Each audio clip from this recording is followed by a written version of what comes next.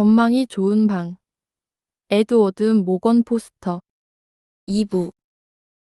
제13장. 바틀렛 양의 말썽 많은 보일러. 루시는 에머슨 씨와의 만남을 수없이 연습했지만 항상 실내에서 정해진 상황을 가정했었다. 누가 상상이나 했겠는가? 그녀와 조지가 문명의 껍데기를 벗어던지고 햇살 쏟아지는 대지에 흩어진 코트와 넥타이, 부츠 사이에서 마주칠 줄을. 그녀는 젊은 에머슨 씨가 수줍어하거나 병약하거나 무관심하거나 아니면 은근히 뻔뻔스러울 것이라고 예상했었다. 모든 상황에 대비했지만 아침 햇살처럼 자신을 반기며 기뻐할 사람은 꿈에도 생각지 못했다. 버터워스의 할머니와 차를 마시면서 루시는 집안에서 미래를 정확히 예측하는 것이 불가능하다는 생각, 삶을 미리 알 수는 없다는 생각을 했다. 무대 위의 작은 실수, 객석의 낯선 얼굴, 뜻밖의 난입, 그리고 우리가 공들여 계획한 모든 몸짓은 아무 의미가 없거나 아니면 너무나 큰 의미를 갖는다.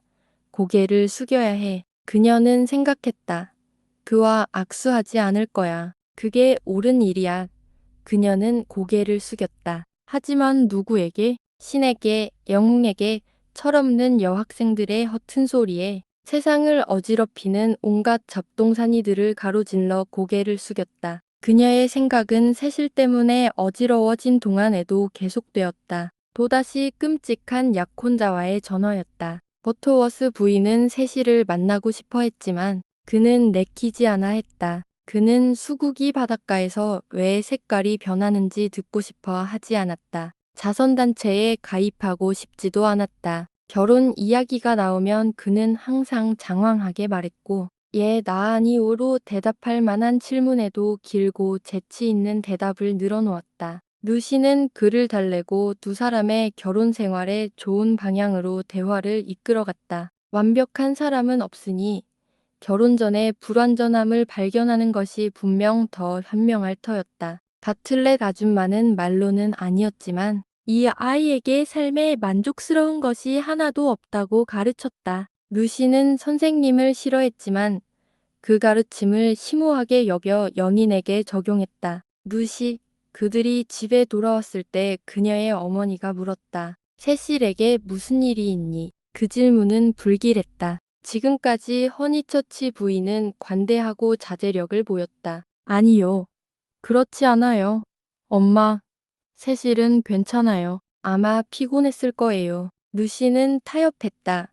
아마도 세실은 조금 피곤했을 것이다. 그렇지 않으면 그녀는 불만이 쌓이는 듯이 모자핀을 뽑았다. 그렇지 않으면 그를 설명할 수가 없으니까요. 내 말이 맞다면 버터워스 부인은 꽤 지루한 분이라고 생각해. 세실이 그렇게 생각하라고 했잖아요. 엄마는 어렸을 때 세실에게 헌신했고 장티푸스에 걸렸을 때에도 세실이 엄마에게 베푼 친절은 말로 다 할 수 없을 거예요. 아니, 어디나 다 똑같아요. 제가 모자를 좀 치워드릴까요? 분명히 그는 30분 동안 그녀에게 정중하게 대답할 수 있을 텐데요. 세실은 사람에 대한 기준이 아주 높아요. 루시는 앞으로 닥칠 어려움을 예감하며 발을 더듬었다. 그건 그의 이상 중 하나예요. 사실 그게 가끔 그를 말도 안 돼. 높은 이상을 가진 젊은이가 무례해진다면 빨리 벗어던지는 게 낫지. 허니처치 부인이 그녀에게 모자를 건네주며 말했다. 엄마께서 버터워스 부인과 화해하시는 걸 직접 보셨잖아요. 그렇게는 아니야. 가끔은 그녀의 목을 조를 수도 있었지. 하지만 그렇게는 안 돼. 아니, 세실이 모든 면에서 다 그런 것도 마찬가지야. 그런데 아직 말 안 했어. 런던에 있을 때 샬럿한테서 편지가 왔었거든. 대화의 주제를 돌리려는 이런 시도는 너무 유치했고 허니처치 부인은 이를 몹시 싫어했다. 세실이 런던에서 돌아온 후로는 아무것도 마음에 드는 게 없는 것 같아. 내가 말할 때마다 얼굴을 찡그리더군. 루시, 나도 그를 봐. 내 말에 반박하는 건 소용없어. 물론 난 예술적 감각도, 문학적 감각도, 지성적 감각도, 음악적 감각도 없지만 응접실 가구는 어쩔 수 없지. 내 아버지가 사신 거니까 우리가 감당해야 해. 세실, 잘 기억해도 무슨 말씀인지 알겠습니다. 세실은 당연히 그래야 하지 않죠. 하지만 그는 무리하게 굴려고 한 게 아니에요. 그가 한번 설명했잖아요. 그를 화나게 하는 건 바로 그런 일들이죠. 그는 추한 것에 쉽게 화를 내요. 그는 사람들에게 무례하게 굴지 않아요. 프레디가 노래할 때 그것은 사물인가요? 아니면 사람인가요? 진정한 음악적 재능을 가진 사람이 우리처럼 지시한 노래를 즐길 거라고 기대할 수는 없죠. 그럼 왜 방을 나가지 않았지? 왜 꼼지락거리며 비웃고 모두의 즐거움을 망치려고 앉아 있었지? 사람들에게 부당하게 굴어서는 안 돼. 루시가 말을 더듬었다. 무언가가 그녀를 약하게 만들었고 런던에서 완벽하게 숙달했던 세실의 주장이 효과적인 형태로 드러나지 않을 것 같았다. 두 문명이 충돌했고 세실은 그럴 수도 있다고 넌지시 말했다. 루시는 마치 모든 문명 뒤에 숨겨진 광채가 눈을 멀게 한 듯 눈부시고 당황했다. 좋은 취향과 나쁜 취향은 그저 유행어일 뿐, 다양한 무늬의 옷일 뿐이었다. 음악 그 자체는 소나무 사이로 속삭이는 소리로 사라져버렸고 그곳에서는 노래와 시시한 노래를 구분할 수 없었다. 허니처치 부인이 저녁 식사를 위해 옷을 갈아입는 동안에도 루시는 여전히 몹시 당황한 상태였다. 어머니는 가끔씩 말을 건넸지만 상황은 나아지지 않았다. 세실이 거만하게 굴려고 했다는 사실은 숨길 수 없었다. 그리고 루시는 이유는 알 수 없었지만 이 문제가 다른 때 일어났으면 하고 바랐다. 가서 옷 입어라. 늦겠다. 네. 엄마. 네 하고 멈추지 말고 가. 그녀는 시키는 대로 했지만 낙담한 듯 계단참 창문을 서성였다. 창문은 북쪽을 향하고 있어서 시야가 좁았고 하늘도 보이지 않았다. 겨울처럼 소나무들이 눈앞에 바싹 붙어 있었다. 소나무 한 그루가 계단참 창문을 우울하게 만들었다. 딱히 그녀를 위협하는 문제는 없었지만 그녀는 속으로 한숨을 쉬었다. 아이고, 어떡하지, 어떡하지. 다른 사람들이 모두 심술궂게 구는 것 같았다. 바틀렛 양의 편지는 언급하지 말았어야 했다. 좀 더 조심했어야 했다. 어머니는 호기심이 많았고 무슨 내용인지 물어봤을지도 모른다. 아이고, 어떻게 해야 하지? 그때 프레디가 껑충껑충 뛰어 올라와 못된 놈들의 대열에 합류했다. 그 사람들은 최고예요. 내 사랑하는 아가야. 얼마나 피곤하게 했니? 신성한 호수에 아이들을 데리고 가서 목욕시킬 자격은 없어. 너무 사람들이 많거든. 너한테는 괜찮았겠지만 다른 사람들에겐 정말 불편했을 거야. 좀 더 조심해. 이곳이 점점 교회화되고 있다는 걸 잊고 있는 거야. 내일 주말에 무슨 행사가 있나요? 제가 아는 한 없습니다. 그럼 에머슨 부부에게 일요일 테니스에 참여해달라고 부탁하고 싶어요. 아니, 프레디, 난 이런 혼란스러운 상황에서 그런 짓은 못할 거야. 코트에 뭐가 문제야? 한두 번 부딪혀도 괜찮아 할 거고, 새 공도 주문했어. 그러지 않는 게 좋겠다는 뜻이었어요.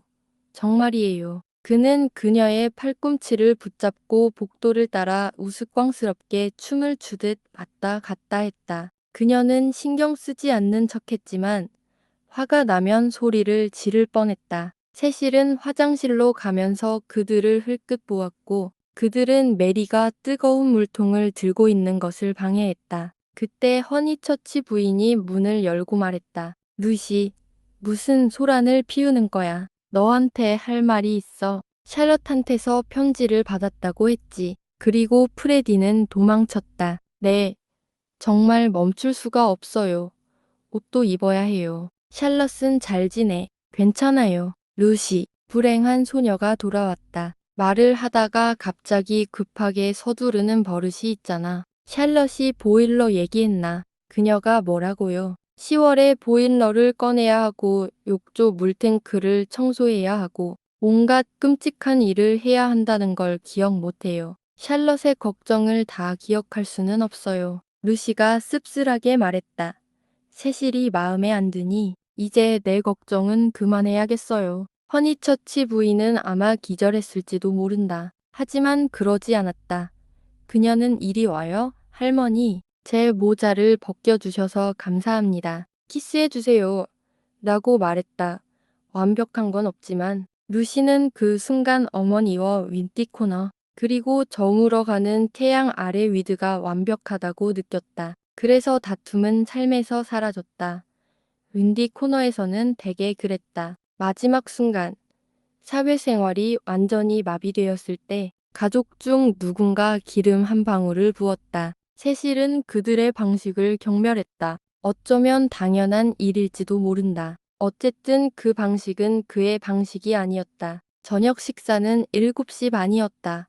프레디가 횡설수설하자 그들은 무거운 의자를 끌어당겨 앉았다. 다행히 남자들은 배가 고팠다. 푸딩이 나올 때까지는 별다른 일이 없었다. 그때 프레디가 말했다. 루시, 에머스는 어떤 사람이야? 루시는 피렌체에서 그를 봤어요. 라고 말하며 이것이 대답으로 받아들여지기를 바랐다. 그는 독특한 사람이야. 아니면 괜찮은 사람이야. 세실에게 물어보세요. 그를 여기로 데려온 사람은 세실이에요. 세실은 그는 나처럼 독특한 사람이에요. 라고 말했다. 프레디는 의심스러운 표정으로 그를 바라보았다. 베르톨리니에 있는 사람들을 얼마나 잘 알고 계셨나요? 허니처치 부인이 물었다. 아, 아주 조금요. 샬럿은 저보다도 몰랐어요. 아, 그러고 보니 샬럿이 편지에서 뭐라고 했는지 말씀해 주신 적이 없군요. 이런저런 일들이 있었죠. 루시는 거짓말 없이 식사를 마칠 수 있을지 걱정하며 말했다. 무엇보다도 그녀의 끔찍한 친구가 서머 스트리트를 자전거로 지나가다가 우리를 보러 올지 궁금해했는데 다행히 그러지 않았다는 사실도 있고요. 루시, 단 당신의 말하는 방식이 불친절하다고 생각해요. 그녀는 소설가였어. 루시가 교활하게 말했다. 그 말은 기쁜 것이었다. 허니처치 부인을 가장 크게 자극하는 것은 여성들이 쓰는 문학이었기 때문이다. 그녀는 집과 아이들을 돌보는 대신 인쇄물로 명성을 얻으려는 여성들을 맹렬히 비난하기 위해 모든 화제를 벌였다. 그녀의 태도는 책을 써야 한다면 남자가 쓰게 하라였다. 그녀는 그 태도를 장황하게 늘어놓았고 세실은 하품을 하고 프레디는 자두씨로 올해 매년 지금 절대를 연주했다. 루시는 어머니의 분노에 교묘하게 불을 지폈다. 그러나 곧 불길이 잦아들고 유령들이 어둠 속에 모이기 시작했다. 유령들이 너무 많았다.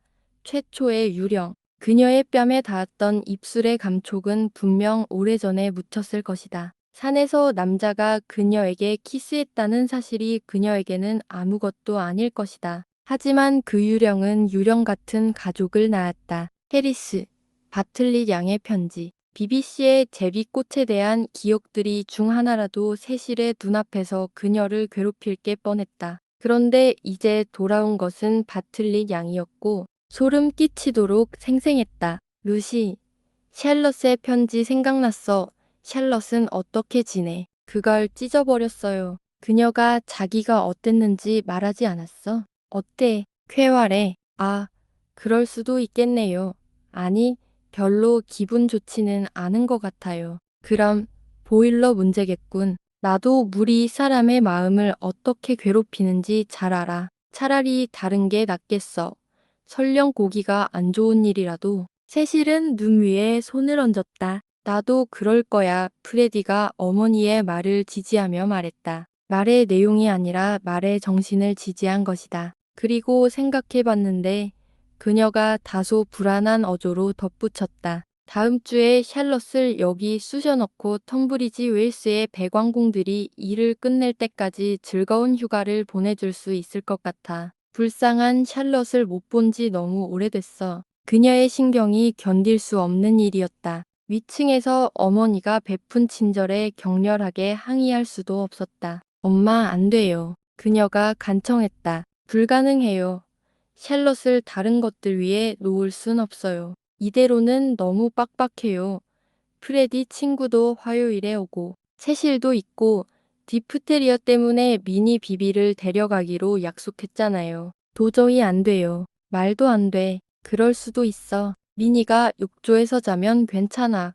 그렇지 않으면 안 돼. 미니가 너랑 같이 자도 돼. 나는 그녀를 데려가지 않을 거야. 그렇다면 그렇게 이기적이라면 플로이드 씨는 프레디와 방을 같이 써야 할 겁니다. 바틀릿 양, 바틀릿 양, 바틀릿 양. 세실이 신음하며 다시 손으로 눈을 가렸다. 불가능해요. 루시가 되뇌었다.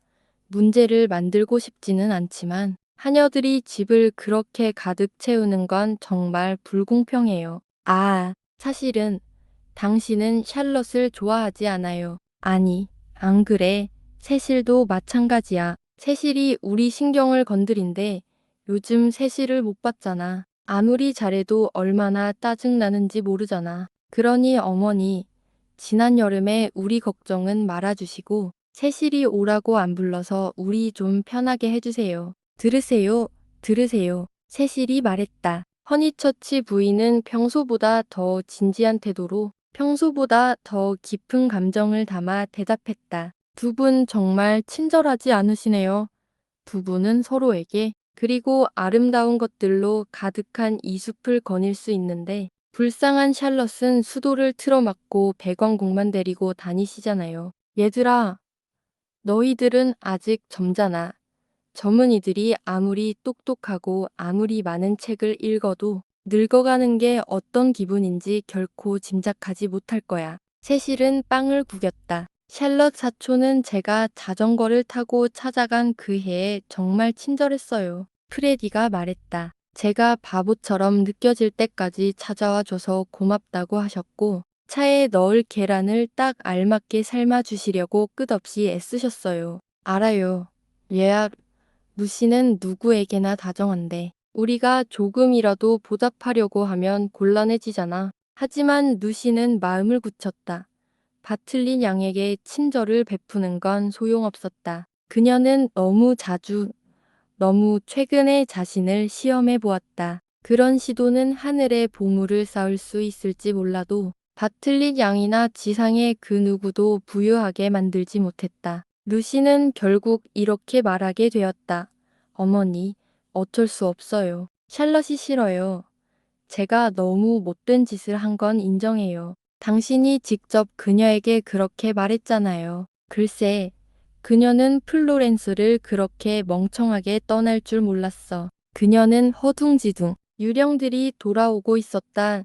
이탈리아를 가득 채웠고 심지어 그녀가 어린 시절 알았던 곳들까지 빼앗아 가고 있었다. 성스러운 호수는 다시는 예전 같지 않을 것이고 일요일 주에는 윈디 코너에도 무슨 일이 일어날 것이다. 그녀는 어떻게 유령과 싸울 것인가? 잠시 동안 눈에 보이는 세상은 사라지고 기억과 감정만이 현실처럼 느껴졌다. 세실은 요리가 훌륭해서 기분이 훨씬 좋아져서 바틀릿 양이 오셔야 할 것 같아요.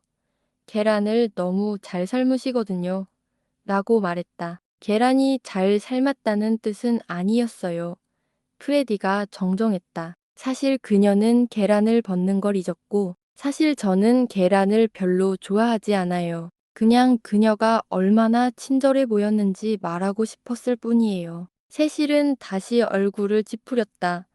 오, 이 허니처치들, 달걀, 보일러, 수국, 하녀들 그들의 삶은 이런 것들로 압축되어 있었다. 루시랑 나랑 의자에서 내려도 될까요? 그는 거의 가리지 않은 무례함으로 물었다. 디저트는 필요 없잖아. 다음 영상에서 제14장 이야기가 이어집니다.